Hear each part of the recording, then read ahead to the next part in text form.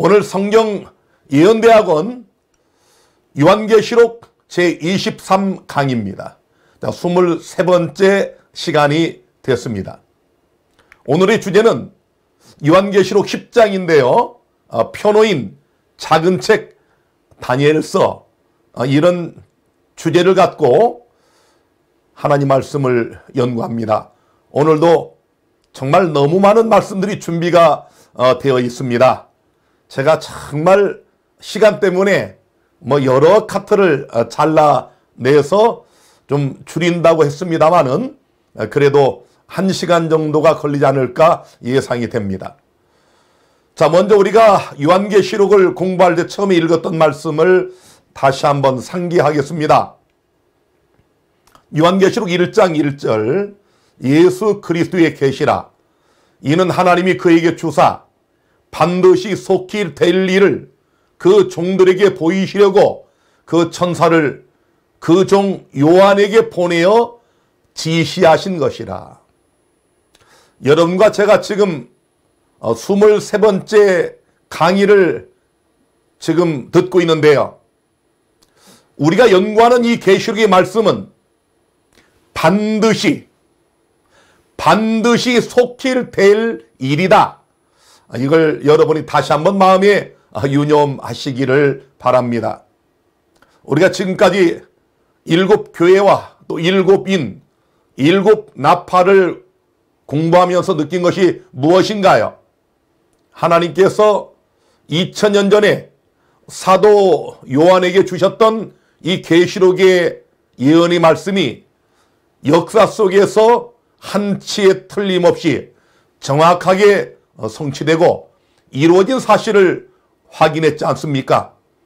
그러므로 이제 우리가 이 중반부를 막 건널 즈음에 있는 지금 앞으로 종말적 부분에 나타난 이 계시록의 예언의 말씀들이 반드시 우리 역사 속에 성취될 것도 믿으시기를 바랍니다. 또 계시록 1장 3절에는 이 예언의 말씀을 읽는 자와 듣는 자들과 그 가운데 기록된 것을 지키는 자들이 복이 있나니 때가 가까움이라고 말씀하셨지요. 오늘 이 강의에 참석하신 여러분들은 정말 복이 있는 분들입니다. 오늘 여러분들이 이 예언의 말씀을 읽을 때 복을 받을 것이고 또 들을 때 복을 받을 것이고 또 오늘 깨닫고 이 말씀을 지키는 자들 여러분들이 복을 받게 될 것입니다. 때가 가깝다는 말씀을 우리 마음에 새기면서 우리 지난 시간에 잠깐 시간 관계상 놓쳤던 요한계시록 9장 20절과 21절 마지막 절을 읽겠습니다. 이 재앙에 죽지 않고 남은 사람들은 그 손으로 행하는 일을 회개치 아니하고 오히려 여러 귀신과 또는 보거나 듣거나 다니거나 하지 못하는 그 문 동과 목석의 우상에게 절하고 또 그 살인과 복술과 음행과 도적질을 회개치 아니하더라. 자, 여러분, 여러 이런 사건들 인간의 힘으로 어찌할 수 없는 재난이라든지 전쟁이라든지 이런 것들을 통해 가지고 수많은 사람들이 생명을 잃고 또 심판을 받는 이런 장면들을 보면은 당연히 회개해야 되는데 그런데 이 재앙이 죽지 않고 남은 사람들이 절대로 회개하지 않는다라고 다니엘서 9장 마지막 절은 우리에게 말씀을 하고 있습니다. 재앙에도 회개를 하지 않는다. 역사적 교훈에도 불구하고 악인들은 회개하지 않습니다. 여러분, 회개도 아무나 하는 것이 아닙니다. 회개도 하나님의 선물이거든요. 지진이 일어나고 또 코로나19가 3년째 온 세계를 혼란스럽게 하고 자, 이런 일을 보면서 사람들이 회개하던가요? 회개하지 않죠. 그래서 마귀는 이렇게 끝까지 회개하지 않은 이런 자들을 통해서 역사의 마지막 전쟁, 최후의 전쟁인 아마겟돈 전쟁을 준비하게 됩니다. 그래서 우리가 이제 나중에 공부하겠지만 계시록 16장 10절 11절에 사람들이 아파서 자기 혀를 깨물고 아픈 것과 종기로 인하여 하늘의 하나님을 회방하고 저희 행위를 회개치 아니하더라. 자, 이런 끔찍한 재앙이 내려도 사람들은 회개하지 않습니다. 또 여섯째가 그 대접을 큰 강 유브라데의 소돔에 강물이 말라서 동방에서 오는 왕들의 길이 예비되더라. 새 영이 히브리 음으로 아마겟돈이라는 곳으로 왕들을 모으더라. 사단은 역사의 마지막에도 끝까지 회개하기를 거절하는 이런 자들을 모아서 하나님의 백성들과 일전을 치르는 역사의 마지막 최후의 전쟁이 바로 아마겟돈 전쟁입니다. 우리가 계시록 16장을 이제 공부할 때 또 상세히 이 문제를 다루도록 하겠습니다. 자, 여러분 요한계시록 이 전체를 다시 한번 여러분이 이게 눈여겨보시기를 바랍니다. 지금 우리가 7교회와 7인을 거쳐서 여기 7나팔 이 부분을 지금 지나고 있습니다. 역사적 절반 진행 중인 대쟁투입니다. 그리고 이제 우리가 얼마 후면 종말적 절반인 역사의 마지막 우리들 앞에 성취되는 놀라운 그런 대쟁투의 장면으로 들어가게 됩니다. 자, 그런데 여러분 7교회, 7인, 7나팔 이게 무엇일까요? 7교회는 에베소, 서머나, 버가모, 두아디라, 사대, 필라델비아, 라오디게아 교회의 눈으로 세상을 보는 것입니다. 7인은 흰말, 붉은말, 검은말, 청황색말, 제단 아래 영혼, 지진과 암흑과 낙성, 하늘이 고유의 집, 세상의 눈을 통해 교회를 보는 것입니다. 지금 우리가 이제 공부하고 거의 맞춰져 가는 7나팔은 첫째 나팔 서로마를 통한 유대교 심판, 둘째 나팔 게르만 민족을 통한 서로마의 심판, 셋째 나팔 배도한 교회에 대한 심판, 넷째 나팔 종교개혁 이후에 이 개혁의 물을 흐렸던 그런 불의한 세력들에 대한 심판, 다섯째 나팔은 이슬람을 통한 동로마 심판, 여섯째 나팔은 오스만 제국의 몰락과 심판, 그리고 마지막 7째 나팔은 세상 나라가 예수 그리스도의 나라가 되는 바로 이런 장면들이 계속되는데요. 7나팔은 심판의 눈으로 교회와 세상을 보는 것을 우리에게 보여주고 있습니다. 자, 그 다음에 이제 여러분이 이 모습을 잘 보시기 바랍니다. 자, 7인 이미 제가 말씀을 드린 것처럼 6째 인 그리고 7째 인 사이에 간주곡이 들어갔다고 그랬죠? 삽입부 간주곡이 들어갔어요. 바로 계시록 7장인데요. 계시록 6장 마지막 절에 누가 능히 서리요 어린 양의 진노의 큰 날에 설 자들이 누구냐? 바로 그들이 14만 4천이다 라고 7째 인을 떼기 전에 바로 6째 인과 그 사이에 간주곡이 들어가 있었지요. 여기 7나팔도 마찬가지입니다.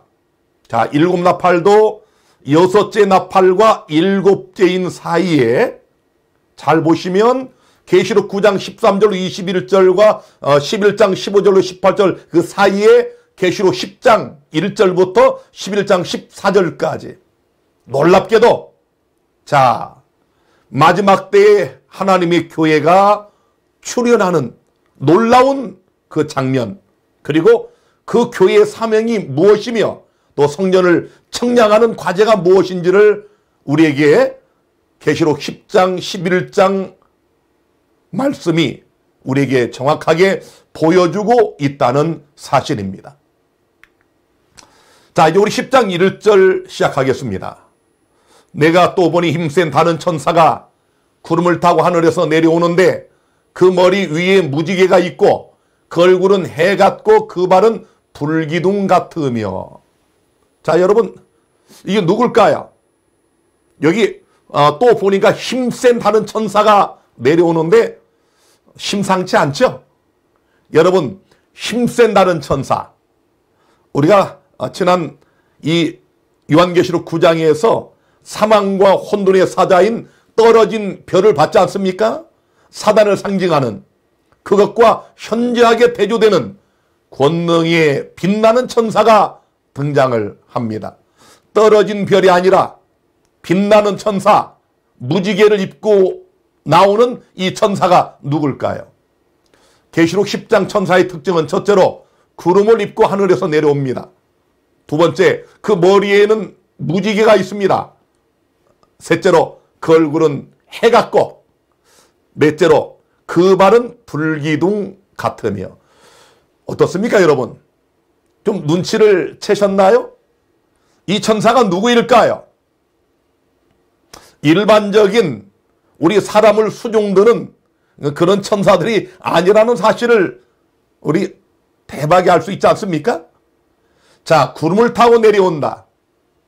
다니엘서 7장 13절에 인자 같은 이가 하늘 구름을 타고 와서 옛적부터 항상 계신 여호와 하나님 앞에 나가지 않습니까? 자, 구름을 탄다, 또 구름을 입는다, 이런 표현은 일반적인 천사들에게는 사용하지 않습니다. 또 계시록 1장 7절에도 볼지어다 구름을 타고 오시리라. 또 마태복음 24장 등에 우리 예수님께서 구름을 타고 이 땅에 오실 것을 분명히 말씀하고 있지 않습니까? 자, 이제 눈치를 채셨나요? 이 힘센 천사가 누구입니까? 그 머리에 무지개가 있다 그랬습니다. 계시록 4장 2절 3절에도 보좌 위에 앉으신 이가 있는데 앉으신 이의 모양이 벽옥과 홍보석 같고 또 무지개가 있어. 자, 이 무지개는 아무에게나 있는 게 아니죠. 성경에 유일하게 하나님에게만 사용된 그런 모습입니다. 또 그 얼굴은 해 같고 그 발은 불기둥 같다. 우리가 이미 공부한 계시록 1장 14, 15절에도 그 머리의 털의 희기가 흰털 같고 눈 같으며 그의 눈은 불꽃 같고 그의 발은 풀무에 단련한 빛난 주석 같다. 우리 예수 그리스도를 묘사한 말씀 아니겠습니까? 자, 똑같은 장면이 계시록 10장에 힘센 천사로 지금 묘사되어 나타난 겁니다. 자, 그렇다면 한 가지 질문이 있습니다. 아니, 예수 그리스도가 천사로 묘사될 수 있나? 그렇지 않습니까? 출애굽기 3장 2절에 보면은 여호와의 사자가 떨기나무 불꽃 가운데에서 그에게 나타나시니라. 여기 여호와의 사자. 자, 이 여호와의 사자가 누굴까요? 킹 제임스 버전에 보니까 and the angel, and the angel, 여기 천사. 여러분, 여호와의 주님의 천사, 똑같은 일반 angel, 천사라고 묘사가 되어 있습니다. 자, 여호와의 사자는 누굽니까? 여호와의 천사로 묘사가 되어 있어요. 그분이 누굽니까? 바로 출애굽기 3장 4절에 보니까 하나님이 그 불꽃 가운데 나타난 여호와의 천사, 곧 하나님이 떨기나무 가운데에서 모세를 불러 가라사대 모세야, 모세야 라고 부르시지 않습니까? 분명히 구약에 나타난 예수 그리스도가 주의 사자, 여호와의 천사로 묘사된 것을 확인하셨죠? 우리가 성경을 보면 예수님은 때로는 아들, 인자, 사자, 흰말을 탄 기사, 대제사장, 어린 양, 또 사람의 아들 등 이렇게 여러 모양으로 나타나고 있지 않습니까? 계시록 10장에는 힘센 다른 천사의 모습으로 우리 예수님이 등장을 하고 있다는 사실을 확인할 수가 있겠습니다. 10장 2절 3절 들어갑니다. 그 손에 펴놓인 작은 책을 들고 그 오른발은 바다를 밟고 왼발은 땅을 밟고 사자의 부르짖는 것 같이 큰 소리로 외치니 외칠 때에 7 우레가 그 소리를 발하더라. 자, 놀라운 장면이 지금 이제 나타납니다. 그 손에 펴놓인 작은 책을 들고, 자, 예수 그리스도께서 힘센 천사의 모습으로 한 발은 땅을, 한 발은 바다를 밟고 서 계신데 그 손에 펴놓인 작은 책을 가지고 있다. 자, 이 펴놓인 작은 책이 무엇일까요? 궁금하시죠? 여러분, 참 안타깝게도 일반 개신교 기독교회의 거의 99.9%의 신학자들, 거의 대부분의 목사들이, 성경 연구가들이 이것을 모릅니다. 각양각색으로 의견이 분분합니다. 오늘 제가 정확하게 일러드립니다. 자, 여러분, 성경에는 두 가지 중대한 예언서가 있다고 제가 다니엘서를 시작할 때 이미 말씀을 드렸습니다. 구약의 다니엘서와 신약의 요한계시록, 이 두 가지 책은 성경에서 가장 중대한 예언서입니다. 그런데 이 다니엘서와 요한계시록은 짝을 이루고 있습니다. 자, 성경에도 하나님 말씀은 그 짝이 없는 것이 없다고 말씀을 하시면서 여기서도 조금 저기서도 조금 이렇게 말씀을 하셨는데요. 다니엘서와 요한계시록이 어떻게 짝을 이루고 있는가? 여러분이 지금 이 그림을 상세히 보시기 바랍니다. 다니엘서 7장에 사자와 곰과 표범과 10뿔 가진 괴물. 자, 여기 요한계시록 13장에 다니엘서 7장에 있는 사자는 얼굴에 가 있고, 곰은 발에 가 있고, 표범은 몸에 가 있고, 10뿔은 바로 10뿔 면류관에 가 있고, 놀랍게도 다니엘서 7장에 나온 이 짐승의 머리는 도합 7개입니다. 요한계시록 13장에도 역시 머리가 7이라고 말씀하고 있죠. 자, 여러분 어떻습니까? 여러분이 그냥 한눈에 보시더라도 다니엘서와 요한계시록은 분명히 연계성이 있다 하는 것을 알 수 있지 않겠습니까? 자, 그 다음에 다니엘서에 보면은 12장 4절에 다니엘아 마지막 때까지 이 말을 간수하고 이 글을 봉함하라. 12장 9절에 그가 가로되 다니엘아 갈지어다 대저 이 말은 마지막 때까지 간수하고 봉함할 것임이니라. 요한계시록 1장 3절에는 이 예언의 말씀을 읽는 자와 듣는 자들과 그 가운데 기록한 것을 지키는 자들이 복이 나니 때가 가까움이니라. 자, 다니엘서는 마지막 때까지 그냥 간수하고 봉함해 둬라. 계시록은 계시라는 말 자체가 열린다는 뜻 아닙니까? 오픈되는 것입니다. 그래서 이 예언의 말씀을 읽는 자, 듣는 자, 또 지키는 자들이 복이 있다. 이유는 뭡니까? 때가 가깝다. 계시록 1장 7절에도 볼지어다 구름을 타고 오시리라 각인의 눈이 그를 보겠고, 때가 임박했다는 사실을 강조하고 있지요. 자, 분명히 연관성이 있지 않습니까? 그 다음에 다니엘서 12장과 계시록 10장의 유사성을 좀 살펴보겠습니다. 자, 다니엘서 12장의 7절에 세마포 옷을 입고 강물 위에 있는 자가 그 좌우손을 들어 하늘을 향하여 영생하시는 자를 가리켜 맹세하여. 계시록 10장 5절 6절에 보니까 바다와 땅을 밟고 섰는 천사가 하늘을 향하여 오른손을 들고 맹세하여.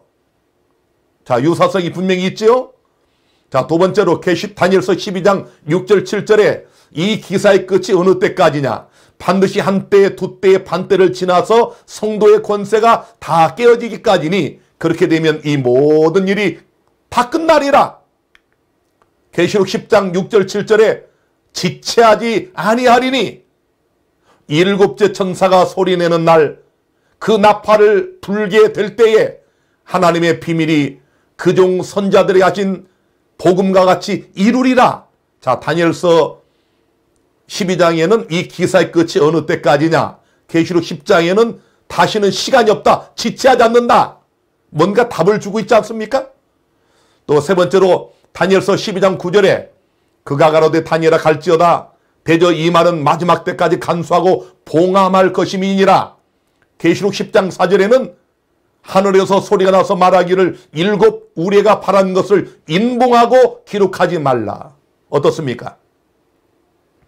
여러분들이 이렇게 한눈에 보셔도 분명히 유사성이 있지 않습니까? 놀라운 연계성과 유사성을 가지고 있습니다. 이 말은 다니엘서는 미완성으로 끝났지만 이 다니엘서를 완결 짓는 책은 신약의 요한계시록이다. 이렇게 보시면 정확합니다. 그런데 다니엘서에서 가장 중대한 바로 구속사적 예언적 기간, 그것이 2300주야인데요. 이 다니엘이 정말 이 문제를 깨닫기를 원했습니다. 다니엘서 8장 26절 27절에 이미 말한 바 주야에 대한 이상이 확실하니 너는 그 이상을 간수하라. 이는 여러 날 후에 일임이니라. 이에 나 다니엘이 혼절하여 수일을 앓다가 일어나서 왕의 일을 보았느니라. 내가 그 이상을 인하여 놀랐고 그 뜻을 깨닫는 사람도 없었느니라. 자, 무언가 굉장히 중요해가지고 다니엘이 깨닫기를 원했지만 깨닫는 사람이 없었어요. 그리고 세월이 흘렀습니다. 이제 다니엘서 마지막 12장 8절로 10절에 내가 듣고도 깨닫지 못한지라. 내가 가로되 내 주여 이 모든 일의 결국이 어떠하겠삼나이까. 그가 가로되 다니엘아 갈지어다. 대개 이 말은 마지막 때까지 간수하고 봉함할 것임이니라. 많은 사람이 연단을 받아 스스로 정결케 하며 희귀할 것이나 악한 사람은 악을 행하리니 악한 자는 아무도 깨닫지 못하되 오직 지혜 있는 자는 깨달으리라. 참 제가 준비할 때도 그랬지만 지금 강의를 하면서도 가슴이 뜨거워집니다. 여러분, 영민했던 선지자, 애국의 선지자 다니엘, 하나님을 목숨 다하여 사랑했던 이 다니엘도 깨닫지 못한 문제, 깨닫지 못했어요. 자, 내가 듣고도 깨닫지 못한지라. 오 주여, 이 모든 일의 결국이 어떻게 됩니까? 그랬더니 하나님께서 다니엘아, 이제 그만해라. 너는 이제 그만 가라. 이 말은 마지막 때까지 간수하고 봉함할 것임이니라. 다니엘아, 이건 지금 네가 할 문제가 아니야. 이것은 네가 알지 못하는 역사의 마지막 때에 관한 일이야. 그때에 오직 지혜 있는 사람은 깨달을 것이니라. 오늘 여러분과 제가 얼마나 복이 있는 사람들입니까? 다니엘 선지자가 그처럼 깨닫기를 원했지만 깨닫지 못하고 궁금증을 가지고 죽었던 이 문제, 오직 지혜 있는 자는 깨달으리라는 이 말씀을 따라서 오늘 우리가 이 놀라운 비밀을 깨닫는 은혜를 입게 된 것입니다. 자, 다니엘서 8장과 12장에 동일한 질문이 나오죠.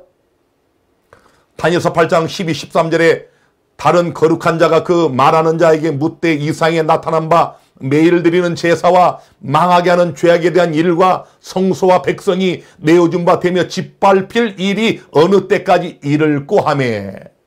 자, 다니엘서 12장 6절에 그 중에 하나가 세마포 옷을 입은 자 곧 강물 위에 있는 자에게 이르되 이 기사의 끝이 어느 때까지냐.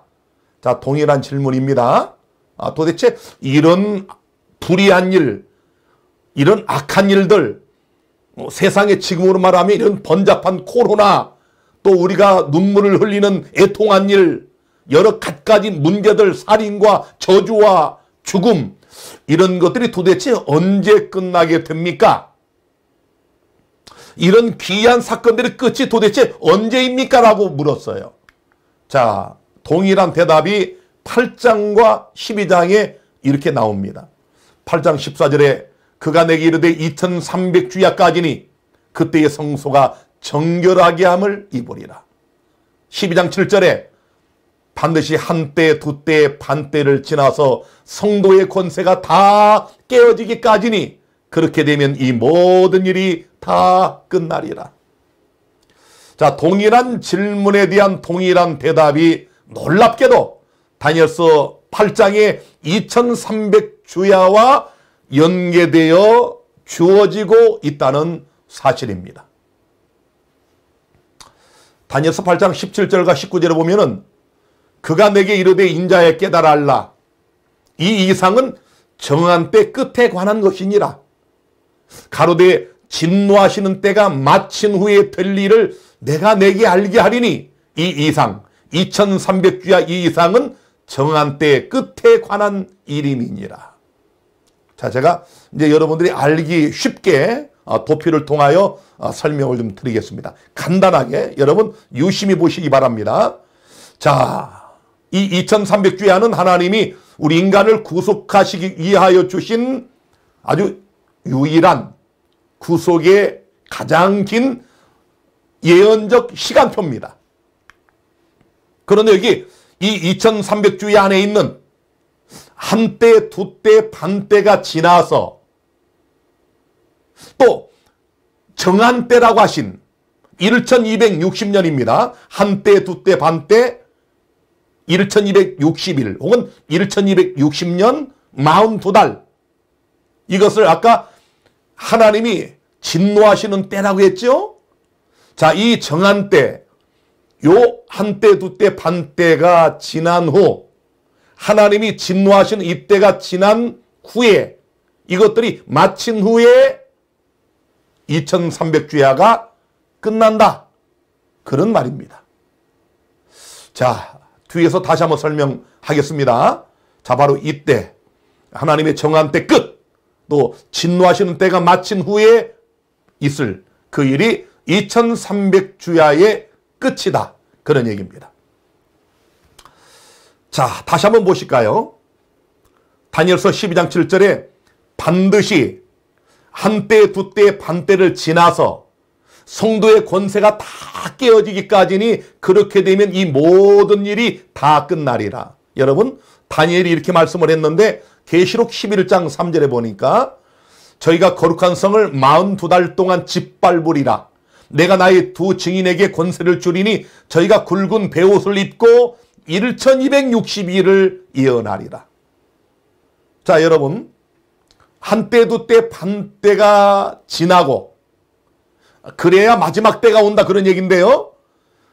다니엘서는 그렇게 표현했는데 계시록은 42달 혹은 1260일이라고 말씀을 해놨습니다. 동일한 숫자지만 다른 표현. 한때와 두때와 반때는 3년 반이죠. 3년 6개월입니다. 42달 역시 3년 6개월입니다. 1260일 이것도 역시 3년 6개월이죠. 자, 아주 중요한 그런 기간, 하나님이 정하신 때, 요 정하신 때가 끝난 후에 될 일은 2300주야의 마지막에 그때 온다, 그런 말씀입니다. 자, 다니엘서 질문과 계시록의 응답을 좀 봅니다. 다니엘서 12장 4절에 다니엘아 마지막 때까지 이 말을 간수하고 이 글을 봉함하라. 계시록 10장 6절에 창조하신 이를 가리켜 맹세하여 가로되 지체하지 아니하리니.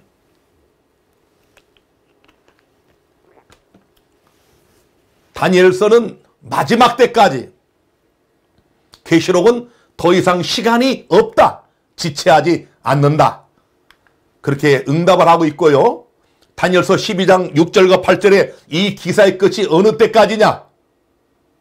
내 주여 이 모든 일의 결국이 어떠하겠삼나이까? 이 질문에 대하여 계시록 10장 7절에는 일곱째 천사가 소리내는 날 그 나팔을 불 때에 하나님의 비밀이 그 종 선자들에게 전하신 복음과 같이 이루리라.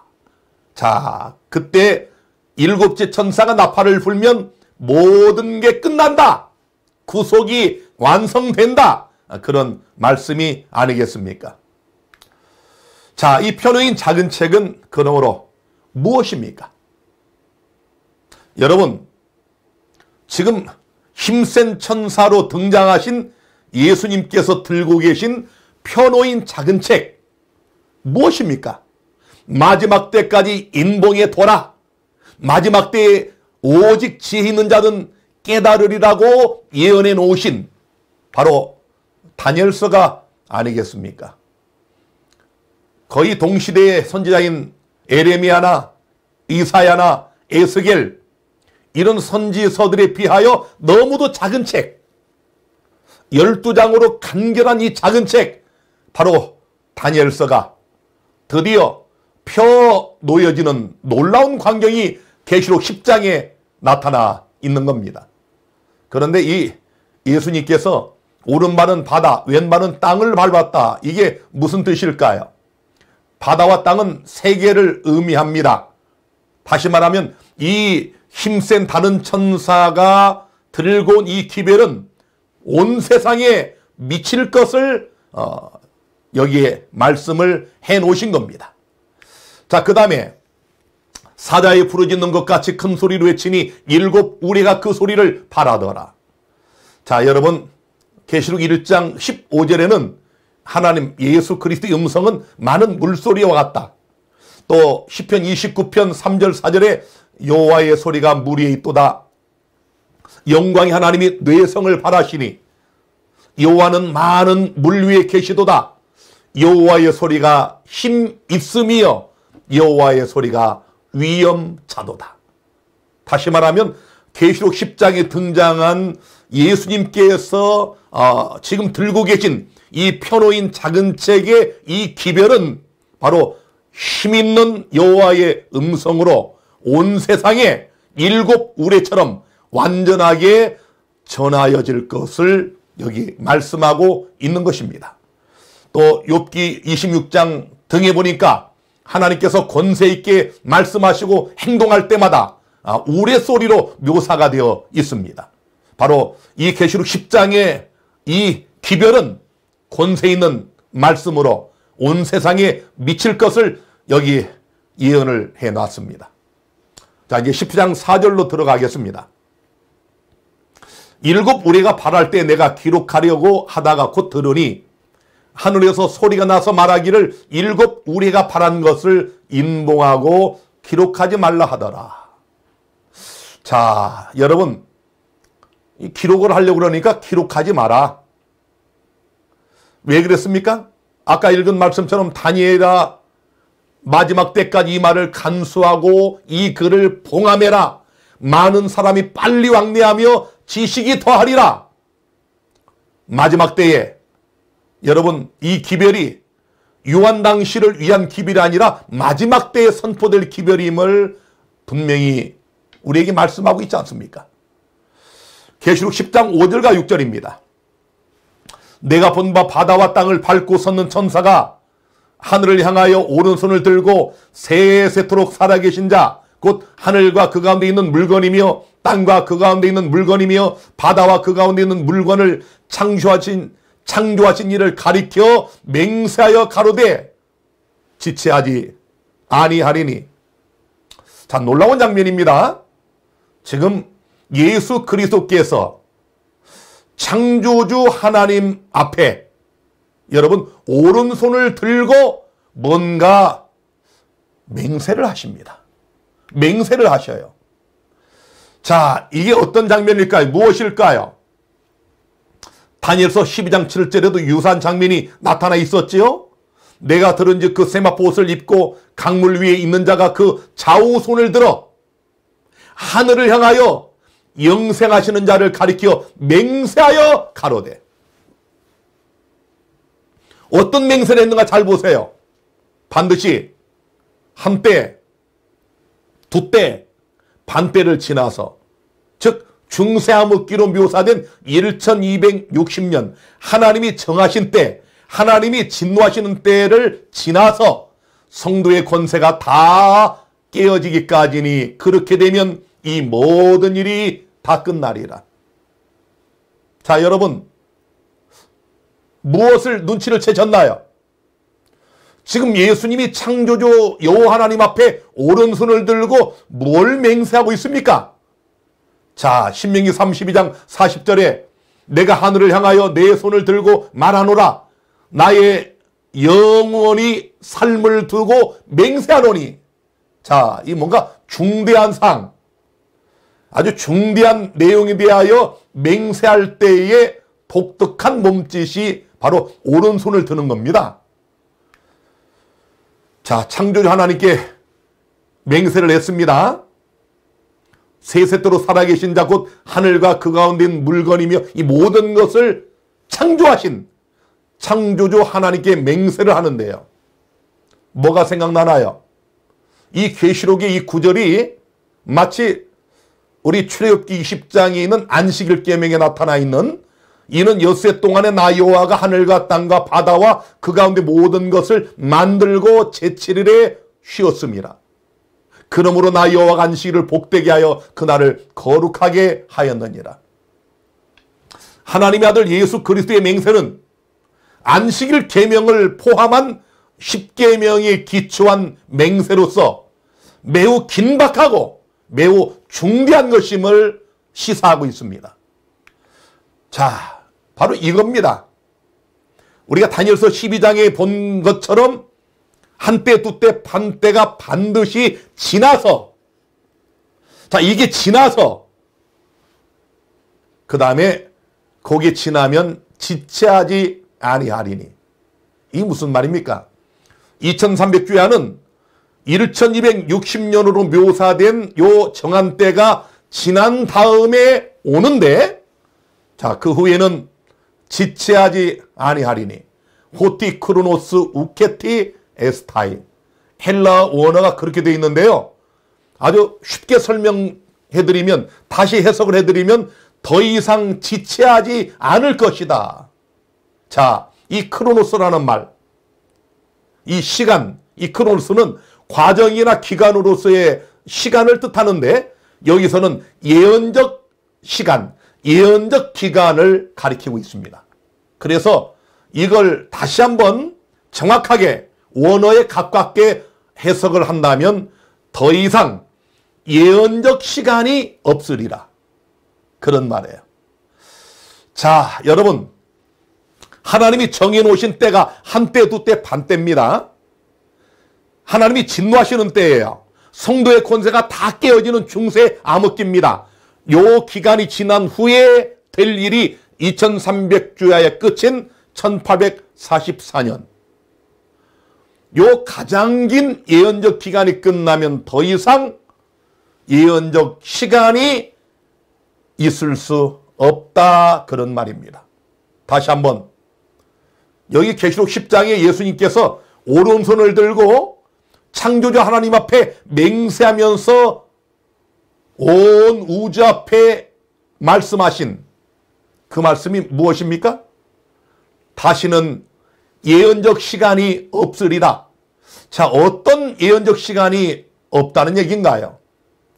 다니엘서 12장 6절 7절에 그 중에 하나가 세마포옷을 입은 자 곧 강물에 있는 자에게 이르되 이 기사의 끝이 어느 때까지냐 하기로 내가 들은즉 그 세마포옷을 입고 강물 위에 있는 자가 그 좌우손을 들어 하늘을 향하여 영생하시는 자를 가리켜 맹세하여 가로되, 아까 읽은 말씀의 반복입니다. 한때 두때 반대를 반드시 지나서 이 모든 일이 다 끝나리라. 다시 쉽게 말씀드리면은 아까 제가 보여드린 이 도표처럼 반드시 1260년 이 정한 때가 지나야 2300주야가 끝나면서 역사적인 마지막 때가 온다. 더 놀라운 사실은 우리가 다니엘서 12장을 공부할 때 다 이미 여러분이 배우셨지만 이 2300주야 안에는 정한 때인 한때, 두때, 반때뿐만 아니라 다니엘서 12장 마지막 부분에 등장하는 1290일과 1335일도 여기에 포함이 되어 있다는 사실. 그래서 2300주야의 예언적 기간이 끝나면 그 후로는 더 이상 그 어떠한 예언적 기간도 없으리라. 지체하지 아니하고 주님이 오시리라. 그런 말씀이에요. 더 이상의 어떤 예언적 기간이 필요 없다, 그런 말입니다. 그러므로 다니엘서 12장에 1260일 또 1290일 1335일 이런 예언적 기간을 뭐 문자로 적용하고 이중 적용하고 이거 다 이 사단의 속임수입니다. 여러분, 우리 사람도 가끔 오른손 들고 맹세할 때가 있습니다. 법정에 가도 그렇게 하고요. 우리 교회에서는 침례 신문할 때 침례 받을 자들에게 오른손을 들고 침례 목사가 몇 가지를 묻습니다. 예수 그리스도가 당신의 구주이심을 믿습니까? 할 때 아멘 합니다. 오른손을 들고. 이건 중대한 것입니다. 변하지 않는 것입니다. 맹세입니다. 예수님이 뭘 맹세하셨어요? 2300주야가 끝나면 더 이상 그 어떠한 예언적 시간도 없으리라. 그러니까 1260일, 1290일, 1335일, 때로는 2300주야까지도 이중 적용, 문자 적용하면서 뭐 3년만을 나누고 이거 다 영생하시는 자, 창조주 하나님 앞에 오른손을 들고 맹세한 예수님께 대한 도전입니다. 그러므로 때를 정하고 어떤 종말적 시기를 정하고 예수의 재림을 정하는 것은 예수님께 대한 반역이요 예수님께 대한 도전임을 이번 기회에 다시 한번 확실히 아시게 되기를 바랍니다. 계시록 10장 7절입니다. 일곱째 천사가 소리내는 날 그 나팔을 불게 될 때 하나님의 비밀이 그중 선자들에게 전하신 복음과 같이 이루리라. 자, 이제 일곱째 천사가 소리내는 날 계시록 11장 15절에는 일곱째 천사가 나팔을 불매 하늘에 큰 음성들이 나서 가로되 세상 나라가 우리 주와 그 그리스도의 나라가 되어 그가 세세토록 왕노릇 하시리로다. 여러분들, 많은 사람들이 정치 이야기를 좋아합니다. 또 이 정치가들을 좋아해서 선거 때가 되면 다투고 싸웁니다. 부부지간에도 싸웁니다. 사람들이 대통령 선거 중요하게 생각을 하죠. 또 자기가 지지했던 대통령이 되면은 마냥 즐거워하고 또 자기가 지지했던 분이 안 되면 참 뭐 어떤 분은 뭐 며칠을 울었다 이런 분이 있는데 우리 그리스도인에게는 그런 분이 없기를 바랍니다. 이 세상의 왕은 하나님이 세우신 것이 아닙니다. 하나님의 뜻과 전혀 반대되는 개념으로 인간이 원해서 하나님이 허락하신 제도입니다. 그런데 여러분, 우리 왕은 오직 예수 그리스도밖에 없습니다. 우리의 진정한 대통령은 예수님밖에 없습니다.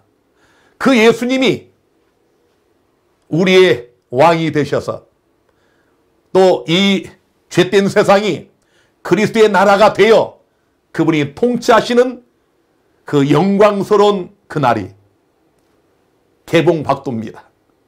우리에게 지금 임박했다는 겁니다. 그동안 여러분이 배우셨잖아요.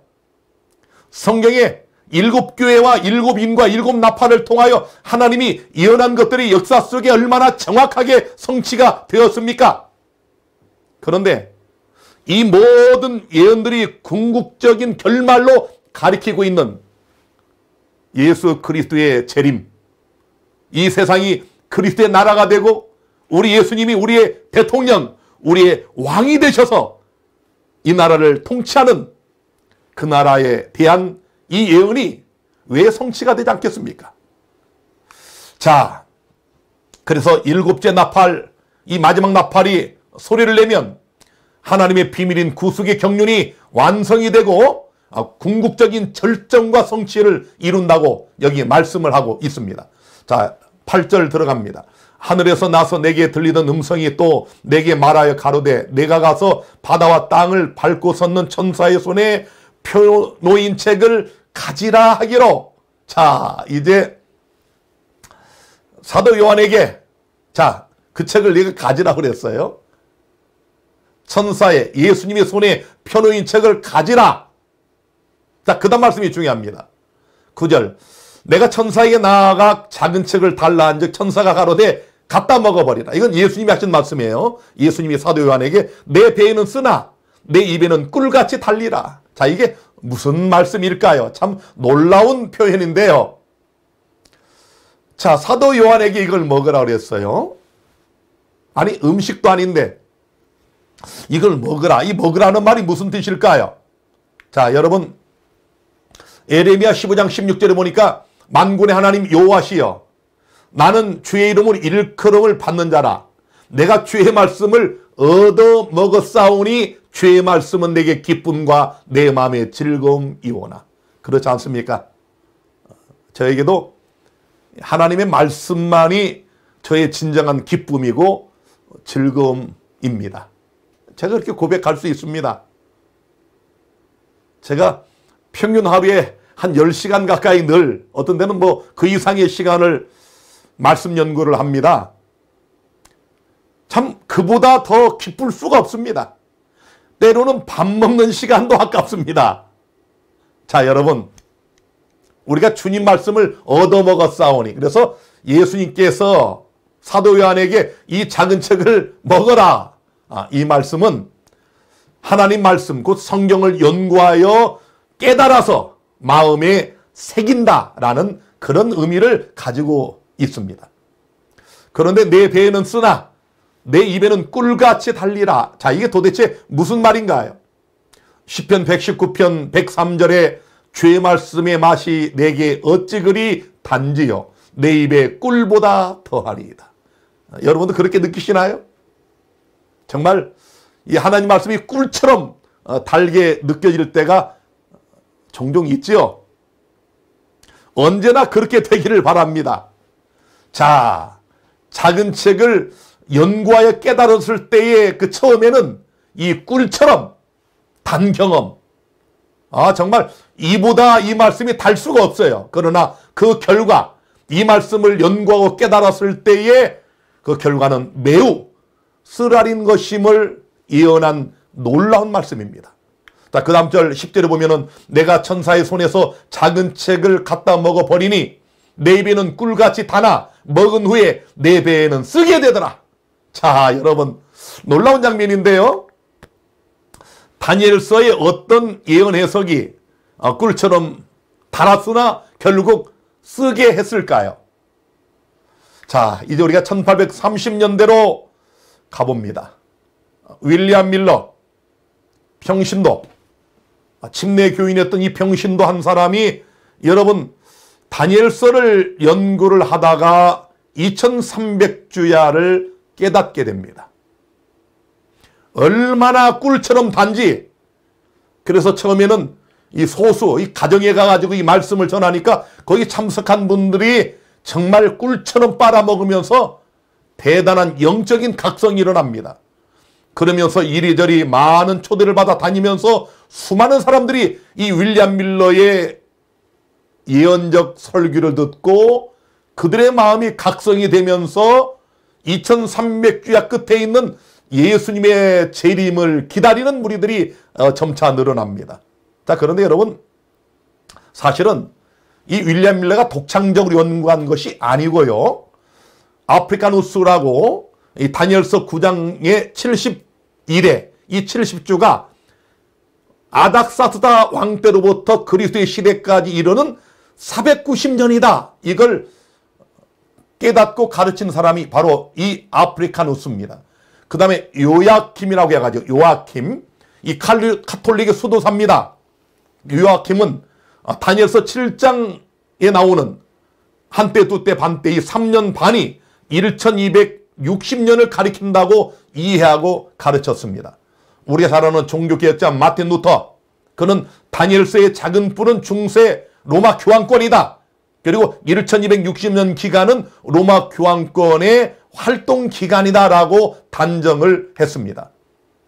자, 그리고 이 2300주야에 대하여 정말 예언의 해석을 이미 이렇게 여러 가지로 해놔서 프랑스 혁명의 결과로 1260년, 한때 두때 반때가 끝났다는 것을 깨닫는 사람들은 커닝엄, 또 메이트런드, 케이스, 그리고 어빙, 그리고 울프, 이런 아주 저명한 신학자들, 그 시대의 유능한 목사들이 성경을 다 그렇게 해석을 했습니다.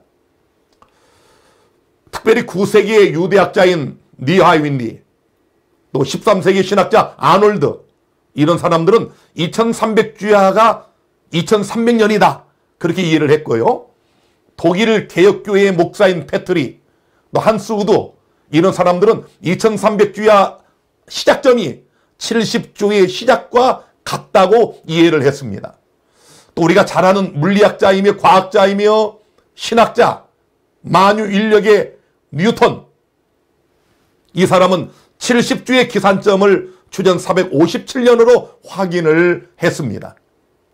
스코틀랜드의 학자인 브라운은 2300주야는 주전 457년부터 서기 1843년이나 1844년, 제가 좀 잘못 썼죠? 1844년인데 사자를 하나 더 썼네요. 1844년에 이른다는 사실을 확인을 했습니다. 자, 여러분, 그래서 지금 여러분과 제가 2300주야를 해석하는 이 방식은 윌리엄 밀러가 혼자 만들어낸 것도 아니고 또 우리가 만들어낸 것도 아닙니다. 이렇게 유수하고 저명한 종교개혁자나 또 신학자들, 목사들이 정말 그들이 영감적인 펜들을 통해서 이렇게 연구를 해놨어요. 그 모든 것들의 집약, 그것이 바로 윌리엄 밀러가 2300주야를 깨닫고 1831년부터 이 예언적 기별을 세상에 전하게 된 것입니다. 자, 사람들이 모여듭니다. 정말 엄청난 사람들이 모여들었습니다. 그 당시에 미국의 인구, 그 중에서 기독교인의 인구에 비하면 어마어마한 사람들이 몰려들었습니다. 자, 그 당시에 신문을 보면 1844년 10월 22일 세상의 끝이 온다. 보라, 신랑이로다. 맞으러 나오라. 또 진리의 소리, 뭐 이런 등등의 여러 가지 이런 신문과 또 잡지를 통해서 1844년 10월 22일에 예수가 오신다고 그들은 힘있게 외쳤습니다. 자, 이런 도표를 그리고 수많은 사람들에게 나눠주고 그러면서 바로 그들이 기다리던 10월 22일 불과 한 두세 달 전에는 모든 개신교의 각 종파에서 5만여 명의 사람들이 빠져나와요. 수만 명의 사람들이 빠져나와서 윌리엄 밀러와 함께 이를 1844년 10월 22일 2300주야가 끝나는 그때에 예수님이 이 땅에 구름을 타고 오실 것을 기다렸습니다. 그러나 안타깝게도 그들은 그날 주님께서 재림하지 않으심으로 역사적인 가장 큰 대실망을 겪게 되었습니다. 자, 이 1844년 재림운동의 대실망, 이것은 예언된 하나님의 계획, 섭리였습니다. 왜냐하면 여기 계시록 10장 11절에 마지막 절에 저가 내게 말하기를 내가 많은 백성과 나라와 방언과 임금에게 다시 예언하여야 하리라. 다시 예언하여야 하리라. 니들이 믿었던 그 예언은 쓰라린 실망을 겪을 수밖에 없다. 자, 여러분, 이 말씀을 기억한 사람이 하이람 에드손입니다. 자, 이 사람이 이제 이 1844년 10월 22일에 큰 실망을 겪고 바로 그 다음날 절망에 빠진 형제들을 위로하기 위해서 이 옥수수밭을 가로질러 가는데 하늘이 열리면서 예수 그리스도께서 이 땅인 지상으로 재림하는 것이 아니라 우리를 위한 대제사장으로 하늘 지성소에 입성하는 놀라운 장면을 마음에 영감을 얻게 됩니다. 자, 여러분, 이 땅에 하나님께서 모세에게 짓도록 하신 모형과 그림자라고 말씀한 성막 아시죠? 자, 성소와 지성소로 이렇게 나뉘어져 있고요. 자, 여러분, 이 성막의 봉사는 매일마다 하는 봉사와 1년에 딱 한 차례 대제사장이 저 안에 법궤가에 놓여져 있는 지성소에 들어가는 그 일이 있는 대속죄일의 봉사가 있었죠. 자, 이 성막은 모형과 그림자입니다. 예수님은 실체입니다. 원형이십니다. 그래서 이 성막의 뜰, 양들이 죽임을 당하고 피 흘린 이 뜰과 물두멍은 예수 그리스도께서 십자가에 못 박혀 죽으실 것과 그가 죽은 자 가운데 사흘 만에 부활할 것을 상징을 했고요. 이 성소 안에 첫째 간 성소는 예수님께서 하늘로 승천하신 다음에 성소에 머무시다가 2300주야가 끝나는 때에 대제사장으로 지성소에 입성하는 것을 우리에게 모형과 그림자로 예시를 해 주셨습니다. 자, 예수님께서 승천하시죠? 어디로 가셨나요? 여러분, 예수님이 승천하신 다음에 어떤 직분을 취하셨나요? 히브리 9장 22절에 율법을 조차 거의 모든 물건이 피로써 정결케 되나니 피 흘림이 없은즉 사함이 없느니라. 그렇죠?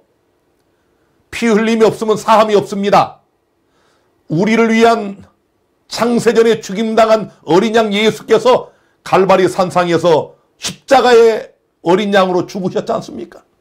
그런데 히브리 9장 23절에는 그러므로 하늘에 있는 것들의 모형은 이런 것들로서 정결케 할 필요가 있었으나 하늘에 있는 그것들은 이런 것들보다 더 좋은 제물로 할지니라. 자, 여러분, 명확하지 않습니까? 이 지상 성막은 모형과 그림자는 짐승의 피로 정결하게 했지만 하늘 성소는 짐승의 피보다 더 나은 예수 그리스도의 어린 양 예수의 피로 정결케 할지니라. 자, 그래서 히브리 9장 24절에 그리스도께서는 참것의 그림자인 손으로 만든 성소에 들어가지 아니하시고 오직 참하늘에 들어가사 이제 우리를 위하여 하나님 앞에 나타나시고. 놀라운 장면 아닙니까? 자, 이렇게 성경에 명확하게 기록이 되어 있음에도 불구하고 이런 놀라운 진리를 깨달은 백성은 이 지구상에 소수밖에 없다는 사실. 일반 개신교인들은 이런 놀라운 진리의 장님입니다. 맹인이에요. 자, 여러분, 서기 96년경에 사도 요한이 계시 속에 보니까 예수님이 7주 때 사이를 걸어 다니셨지 않습니까? 아, 서기 31년에 하늘로 승천하신 예수님이 서기 100년경에 어디 계셨습니까?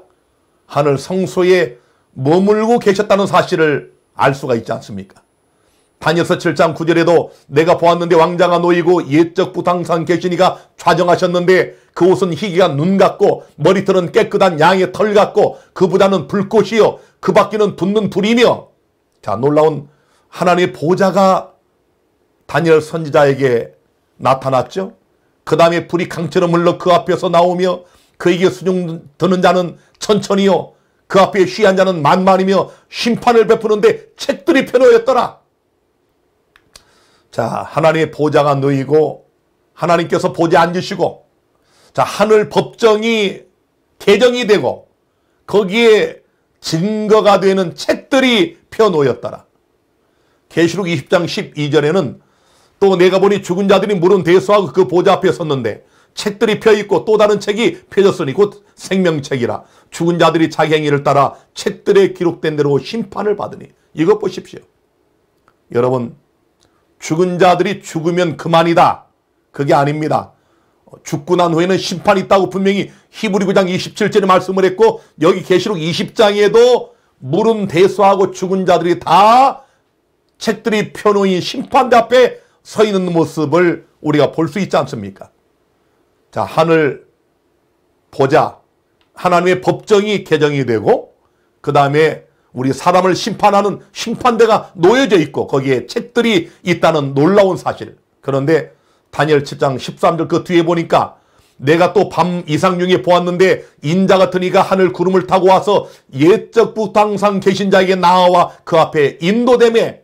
자, 예수 그리스도께서 이렇게 구름을 타시고 이 땅으로 강림하시는 것이 아니라 2300주야가 끝나는 그때에 1844년 10월 22일 유대력으로는 7월 10일 대속제일이 현대력으로 10월 22일이거든요. 이날 우리 예수께서 하나님 보좌 앞으로 나가셨습니다. 왜 나가셨습니까? 바로 심판의 대상인 여러분과 나를 위한 대제사장, 중보자, 대언자로 우리의 변호사로 나가신 겁니다. 말라기 3장 1절에는 만군의 여호와가 이르노라 보라 내가 내 사자를 보내리니 그가 내 앞에서 길을 예비할 것이요 또 너희의 구하는 바 주가 호련히 그 전에 임하리니 곧 너희의 사모하는 바 언약의 사자가 임할 것이라. 언약의 사자, 힘센 다른 천사로 묘사된 예수께서 구름을 타고 하나님 앞에 하나님 전에 호련히 임하는 장면이 말라기 3장에 묘사되어 있지 않습니까? 이걸 깨달은 사람들이 바로 대실망을 겪은 소수의 재림 운동가들이었습니다. 얼마나 기뻤겠습니까? 그들이 연관 2300주야에 어떤 문제나 오류가 있었던 것이 아니고 그 2300주야 끝에 있는 사건의 양상, 예수님이 하늘 지성소에 들어가는 사건을 이 땅에 재림하는 것으로 오인한 그들이 그 놀라운 사실을 깨닫게 되면서 소수가 모여서 하나님 말씀을 깊이 연구를 합니다.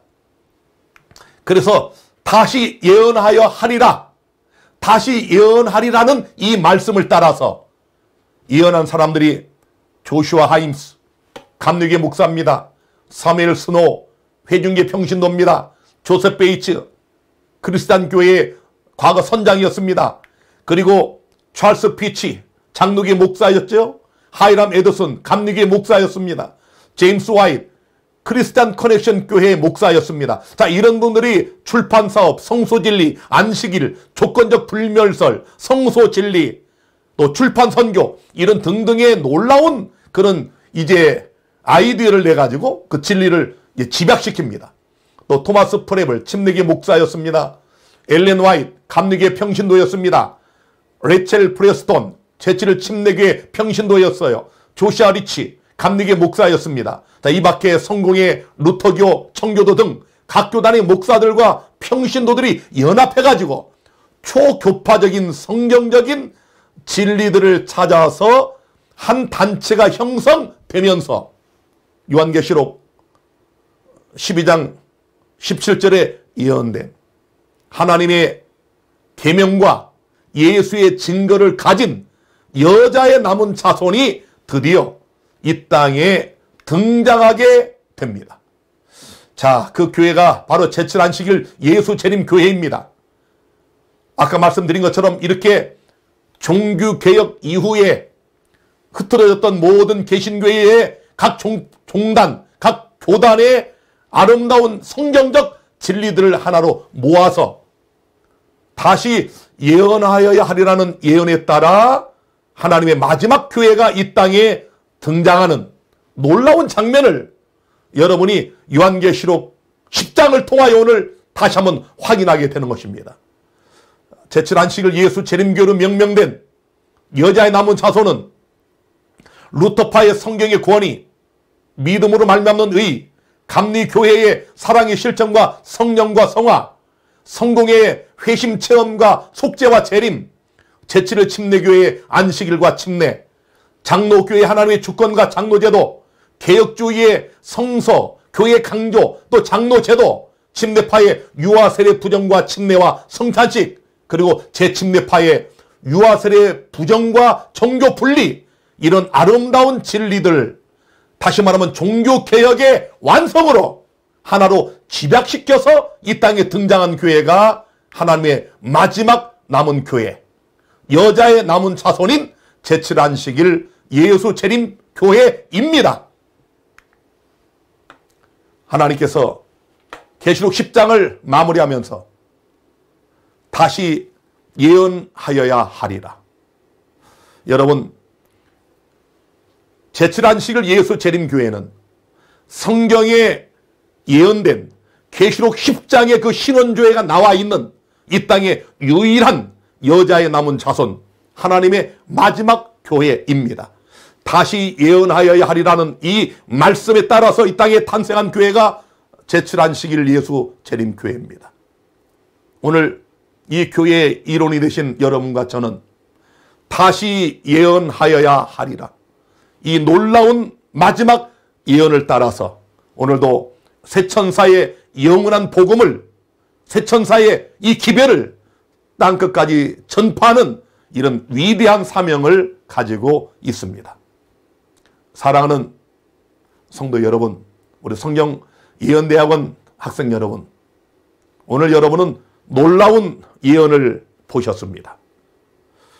우리 교회가 이 땅에 우연히 탄생한 그런 어떠한 교단이 아니고 요한계시록 10장에 그 역사적 신원이 밝혀진 마지막 하나님의 진리교회임을 확인을 하셨습니다. 하나님의 계명과 예수의 증거를 가지고 우리 주께서 이 모든 복음을 완성시키시는 그날까지 앞으로 진군하시는 이 기별을 힘있게 전파하시는 여러분과 제가 되기를 바라면서 오늘 23번째 요한계시록 강의 여기서 마칩니다. 여러분 감사합니다.